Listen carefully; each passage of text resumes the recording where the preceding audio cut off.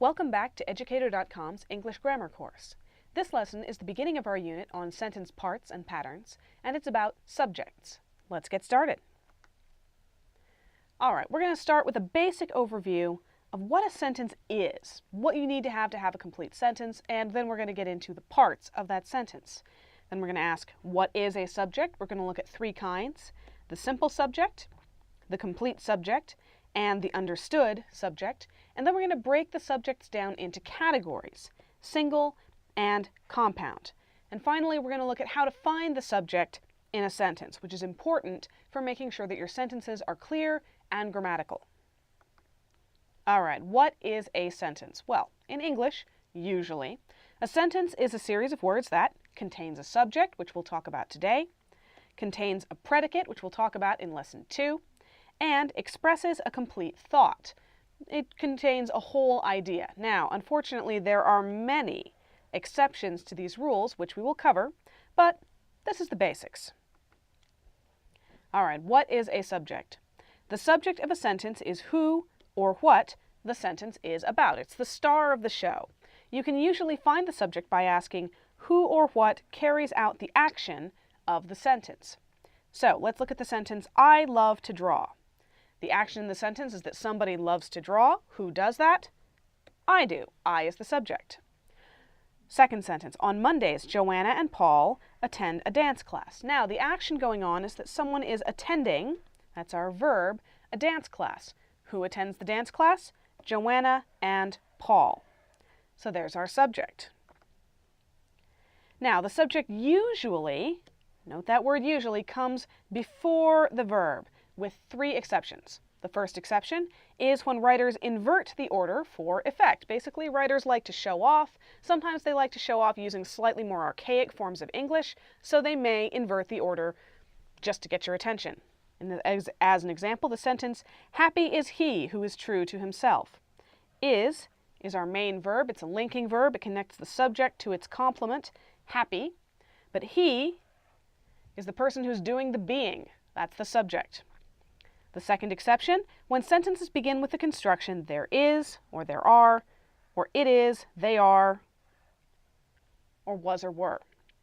So, our example, there is a tavern in the town. Now, our main verb here is, and there cannot be the subject because it is an adverb. Okay, it's modifying the verb is. So, tavern is what's actually performing the action of being, so tavern must be the subject. The third exception is questions. What are you doing? Are and doing are the verb, and there's the subject right in the middle of it. And unfortunately, in questions, usually the subject follows the main verb. All right, let's look at the simple subject. The simple subject is the subject, whatever's performing the action, without any modifiers or articles. Articles are a, an, and the, and we'll cover them in a later lesson. So, the little yellow house in the middle of the overgrown garden has been empty for years. House is the simple subject. How do we know? Well, our verb is has been, a linking verb. All right, it connects the subject to its complement, empty, and the is an article. Little and yellow are both adjectives modifying house. In the middle and of the overgrown garden are both prepositional phrases. And again, they are modifying the subject house. So house is what's really performing the action, so it's the subject of the sentence, the simple subject. The tall, graceful giraffe nibbled on leaves. Well, we know that nibbled is our verb here. It's the action. The giraffe is what's performing that action. And the is an article. Tall is an adjective. Graceful is an adjective. And on leaves is a prepositional phrase, although it's actually modifying nibbled. Now, the simple subject can be a single word, or it can be a phrase, which is a group of words that does not have both a subject and a verb. Or the simple subject may be a clause, which is a group of words containing both a subject and a verb. So, there's a cat in the tree. That's a simple subject, a single word, cat. The cat is what's performing the action of being in the tree. However, the phrase, like the cat that ate the canary, describes a smug person. Well, our verb is describes, and that whole chunk of words, the phrase like the cat that ate the canary, is what's doing the describing, so it is our simple subject, even though it's long. All right, and what my cat does all day is a clause, and is our verb. It is no concern of mine. So what my cat does all day is a clause, it's a chunk by itself, it's a simple subject. There are no modifiers that we can eliminate.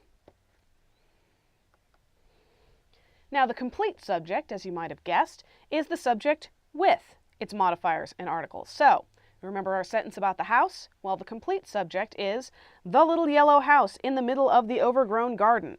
That's one long complete subject. And the tall, graceful giraffe is the complete subject. Take a look at these sentences and find the simple subject of each sentence and the complete subject if there is one. A watched pot never boils. Every night the moon shines down on the fields. And there are strange goings-on in the house across the street. Take a good look, pause if you need to. And there you have it. A watched pot. The simple subject is pot because our verb is boils. Never is an adverb modifying boils. So the pot is what's doing the boiling, or not boiling as the case may be. A is an article, and watched is a modifier altering pot. What kind of pot? A watched pot. Every night the moon shines down. We know that our verb is shines. The moon is what's shining. The is an article modifying moon. Shines down on the fields. And there are strange goings-on in the house across the street. Our verb here is are. Well, what are in the house across the street? Goings-on. And strange is an adjective modifying them. What kind of goings-on? Strange ones. Now, the understood subject is used in a particular mood of sentence called the imperative. An imperative sentence is a sentence that gives a command. It gives an order. In an imperative sentence, the subject is not included. There is no word that you can mark as the subject, but it is understood that the subject is you, the person being addressed. You're the one being told to perform the action, whatever it is. So if someone tells you, wash the dishes, the verb is wash and is suggested and implied that the subject is you. You wash the dishes.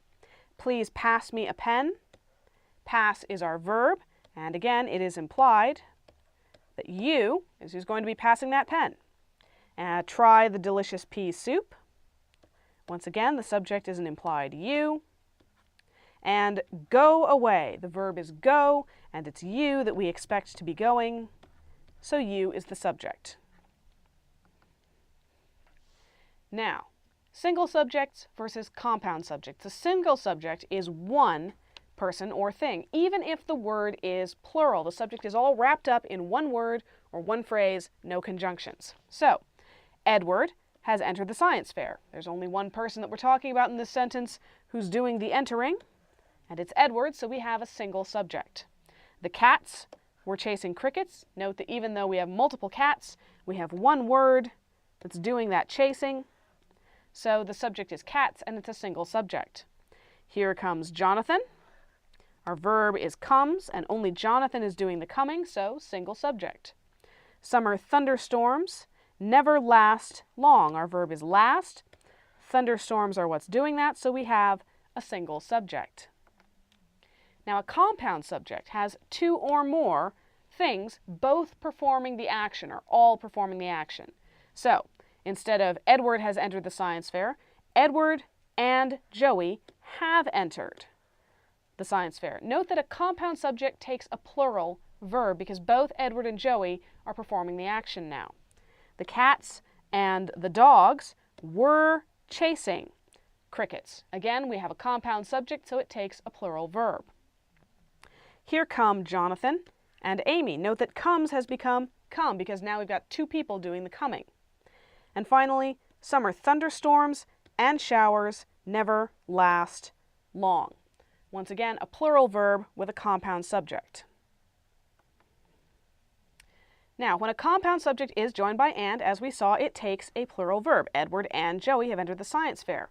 Now, that plural verb is not a hard and fast rule because when a compound subject is joined by or, it is singular if the last item is singular and plural if the last item is plural. That last item determines how the verb will go. So either Carlos or Mark owns this book. We get a singular verb here because we've got that or, and Mark is singular. There's only one of him. But either the cat or the dogs is plural, there's that S, own this water dish. Now, if it were either the dogs or the cat, it would be owns because there's only one cat. But because dogs came second, we use the plural verb own. All right, how do you find a subject in a sentence? Because the subject usually precedes the verb, we can usually find the subject near the beginning of the sentence. But sometimes one or more phrases come before the subject. So in this case, honestly, I did not lie to you. Well, our verb is did lie, not is an adverb. I is who's doing that, and honestly is an adverb coming at the front of the sentence. So don't be fooled, honestly is not your subject. And remember, sometimes the verb can come before the subject if one of those three exceptions mentioned earlier in this lesson is at work. So we look at in a hole in the ground there lived a hobbit. In a hole, in the ground, two prepositional phrases. There lived, that's a form of there is, there was, a hobbit. The hobbit is doing the living, and in this case, it's the last word in the sentence. And finally, remember, the subject is never, never, never, never part of a prepositional phrase. Let's look at memories like diamonds. Memories like diamonds, prepositional phrase, are imperfect. Diamonds is never going to be the subject of this sentence because it's in a prepositional phrase. And we have again, in a hole, in the ground, prepositional phrases, there lived a hobbit. See if you can find the subject of each of these sentences. Thinking of you is my favorite pastime. Unlike Miranda, I do believe in miracles. Unfortunately, Carlos and Jude did not get along well. With my costume on, I won't be recognized. The boys on the baseball team planned a surprise party for their coach. Take a good look, pause if you need to. All right, thinking of you is my favorite pastime. This is a phrase, but it's what's performing the action is, so it's the subject. Unlike Miranda, prepositional phrase, I do believe, there's our verb, in miracles. Unfortunately, adverb, modifier, we can ignore that. Carlos and Jude did not get along well. Carlos and Jude are performing the action, so there are subjects. Remember, compound subject. With my costume on, well, there's a prepositional phrase that we can get rid of. I won't be recognized. I am performing the action, so I is the subject. The boys on the baseball team planned a surprise party for their coach. Now, on the baseball team is a prepositional phrase. The is an article, so the simple subject is boys. All right, see if you can find the subjects of these sentences. Oh, what a rogue and peasant slave am I, from Shakespeare. Raj, terrified of making a mistake, would not raise his hand in class. Over the hills and far away I will go. Mind your own business. Sometimes doing nothing is worse than doing the wrong thing. Keep your eyes fixed on me. And neither Romeo nor Juliet knew what fate awaited them. Take a good look. Pause the video if you need to. And there you have it. Oh, what a rogue and peasant slave am I. Well, our verb is am, but once again we've inverted the order of subject and verb for effect. Shakespeare really liked to do that. Our subject is I. I am the person who is being a rogue and peasant slave. Raj, terrified of making a mistake, would not raise is our action, and since Raj is the one doing it, we know that he is the subject. Over the hills and far away, well, there we've got a whole bunch of modifier phrases. I will go. All right, and here we have mind your own business. That's an imperative sentence. It's giving a command. So our verb comes first, and our subject is the implied you.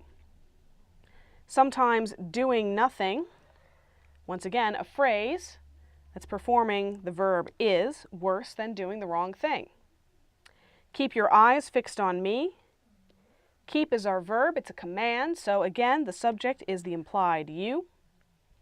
And neither Romeo nor Juliet, compound subject, knew what fate awaited them.